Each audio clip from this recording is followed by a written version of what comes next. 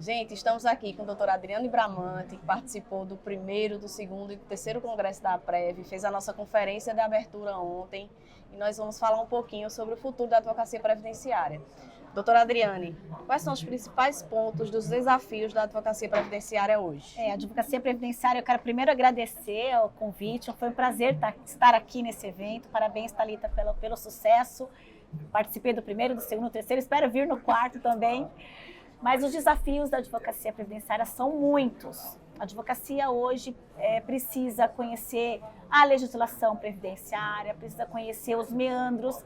A Previdência hoje muda tudo todo dia. Então nós temos leis, decretos, portarias, medidas provisórias. E tudo isso precisa da atualização porque o cliente que chega hoje no escritório não é mais aquele cliente que chegava há 10, 15 anos atrás. Hoje ele vem com a informação, muitas vezes ele acessa a informação no Google, acessa a informação nas redes sociais, no YouTube, e ele vê muitas informações e ele precisa saber se aquilo que ele está vendo está certo ou está errado. Por isso a importância da advocacia permanecer atualizado. Essa necessidade de você participar de eventos como esse, por exemplo, é essencial para o crescimento, o aprimoramento e para a troca de ideias e desafios. Perfeito, doutora Adriane. E com essas últimas mudanças da IN, Pente Fino, você vê isso como uma oportunidade para a advocacia previdenciária? Muito. Na verdade, nós temos, todo dia saem coisas novas e a gente precisa se aprimorar nessas novidades. Por exemplo, nós tivemos aqui uma palestra com o Marcos Braga, que foi muito bacana, sobre benefícios por incapacidade e ateste MED. O ateste MED é uma nova modalidade de procedimento do benefício por incapacidade, em que o segurado não precisa passar pela perícia presencial, mas ele se submete a uma avaliação documental. Então ele encaminha os documentos através do aplicativo do Meu INSS e é feita uma perícia indireta, vamos dizer assim. A perícia, o perito médico federal vai fazer a avaliação nos relatórios, nos receituários, nos documentos, nos exames que o segurado apresentar. Uma vez verificada a conformidade daquela incapacidade, será encaminhado para avaliação da qualidade de segurado, da carência, e aí então concedido ou não aquele benefício. Não estando em conformidade com aquele documento, o INSS encaminhará o segurado para uma perícia presencial. Então essas questões são novidades que foram trazidas em 2024 por portarias e a gente precisa realmente conhecer. E a advocacia previdenciária precisa, muitas vezes, não é só conhecer legislação. Por exemplo, nos benefícios por incapacidade, eu tenho que conhecer, não conhecer, mas pelo menos ter uma noção geral de doenças. Eu tenho que pesquisar o que é a doença que o segurado está trazendo para a gente, se aquela doença causa incapacidade do trabalho, avaliar qual é a atividade do segurado. Se eu estiver, por exemplo, fazendo uma aposentadoria especial, eu tenho que conhecer o PPP, que é o formulário que vai permitir o enquadramento no daquele tempo especial. É um formulário muito técnico, precisa conhecer saúde e segurança do trabalho, além da legislação, ou seja, são desafios constantes que a advocacia previdenciária se submete todos os dias para quem resolveu fazer essa área. Perfeito, doutora Adriane.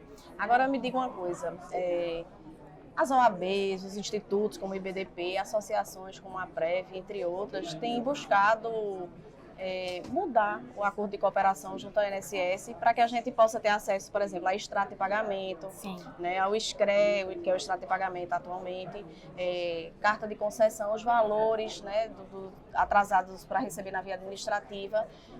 Você, como presidente da comissão, né, da OAB de São Paulo, de Direito Previdenciário, como uma pessoa atuante que ajuda muito a advocacia previdenciária no Brasil, Adriano, você acredita que a gente vai conseguir isso em breve? Olha, eu tenho fé.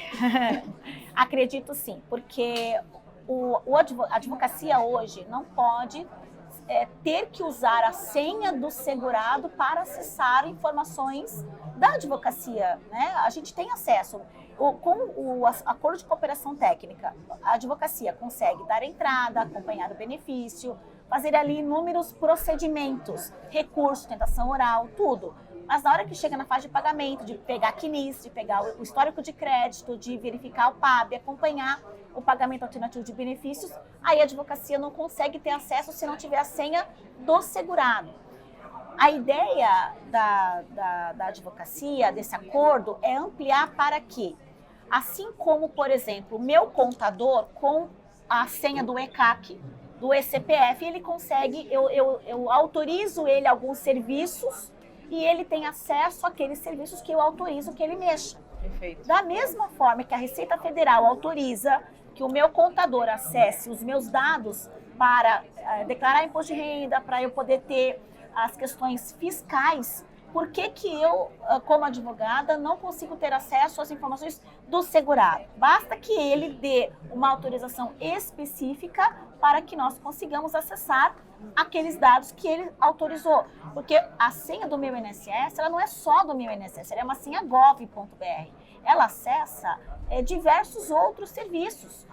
Detran, acessa RG, saúde, Conect SUS, uma série de informações que o advogado não tem interesse nessas informações. Por isso que há a importância de regularizar essa questão, até por segurança do segurado e da advocacia também, para que os dados não sejam informados. Por exemplo, eu posso ter uma pessoa, como eu tive essa semana, uma cliente que ficou desconfiada porque entraram em contato com ela, com a filha dela, dizendo que tinham ali, pedindo dinheiro. E aí a segurada ficou desconfiada que eu tinha passado a senha. Os famosos golpes, né? Por quê? Porque a senha, ela passou para mim. Sim. Isso não pode acontecer. Nós não temos que ter a senha do meu INSS, que é uma senha pessoal. Nós temos que ter a nossa senha com o certificado digital, com toda a segurança, com todas com toda a ética que a advocacia precisa e merece, né? E precisa ter para advogar nessa área. E eles precisam ter confiança na gente. Tem uma relação de confiança, advogado e cliente, né? E a gente tem uma procuração específica para acessar os dados deles. Eu acredito que vai... Esse é o caminho, mas isso extrapola o INSS. Como é um serviço de gov.br, isso extrapola a competência apenas da Previdência Social. E a gente conseguindo fazer isso através do nosso portal, da advocacia, evita da gente estar pedindo senha do INSS e vai ser um grande avanço. Eu tenho certeza que a advocacia previdenciária do Brasil vai conseguir. Já avançamos muito e a gente está em busca, inclusive, do PL 4830 de 2020, que é o destaque dos honorários na via administrativa. Quando isso acontecer, será glória. Vai ser uma vitória grande, né? Exatamente. Agora vamos à última pergunta, e eu acho que é a pergunta mais difícil que eu vou fazer para a Adriane hoje. Embora que ela sabe responder tudo de direito previdenciário, né? Adriane, você vem no congresso em agosto de 2025, o 4º congresso da Prev. Se me convidarem, claro que eu venho, já está agendado. Já está convidada, né, gente? Obrigada. Prazer, será um prazer, pode contar comigo. Obrigada, Adriane, por ter vindo à nossa 3ª edição. Obrigada. Por toda a disponibilidade, por ter feito de forma brilhante a nossa conferência de abertura. Agradeço. E por aceitar compartilhar conhecimento aqui no Aprevcast. Até 2025. Um abraço, obrigada. Beijo.